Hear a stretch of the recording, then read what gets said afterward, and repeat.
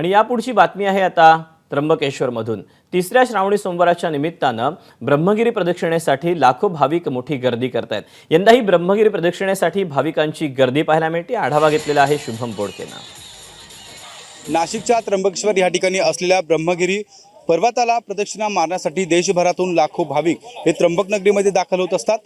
काल रात्री मध्यरात्रीपासूनच या दर्शनासाठी आणि या प्रदक्षिणासाठी ही संपूर्ण भाविक या ठिकाणी गर्दी करत होते। काल देखील नाशिकच्या त्र्यंबकेश्वर परिसरामध्ये मोठ्या प्रमाणात पावसाचा जोर हा वाढता होता, त्यामुळे कुठेतरी या प्रदक्षिणा मार्गामध्ये अडचणी निर्माण होतील अशी देखील शक्यता वर्तवली जात होती।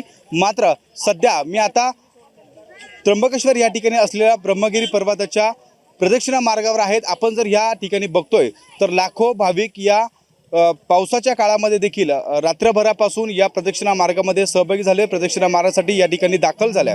लाखो भाविक देशभरातून या ठिकाणी येत असतात। मोठ्या प्रमाणात ब्रह्मगिरी पर्वताला प्रदक्षिणा मारण्यासाठी हे सर्व भाविक दरवर्षी मोठ्या उत्साहाने या प्रदक्षिणामध्ये सामील होत असतात।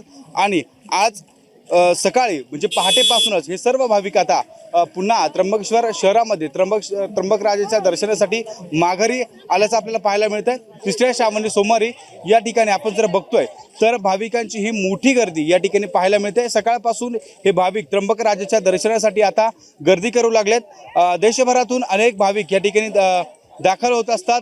त्यासोबत मोठ्या प्रमाणात या प्रदक्षिणेमध्ये तरुणांची संख्या देखील आपल्याला सर्वाधिक पाहायला मिळते। कॅमेरामॅन मयूर बारगेजीसह शुभम बोडके, एबीपी माझा, त्र्यंबकेश्वर, नाशिक। एबीपी माझा, उघडा डोळे बघा नीट।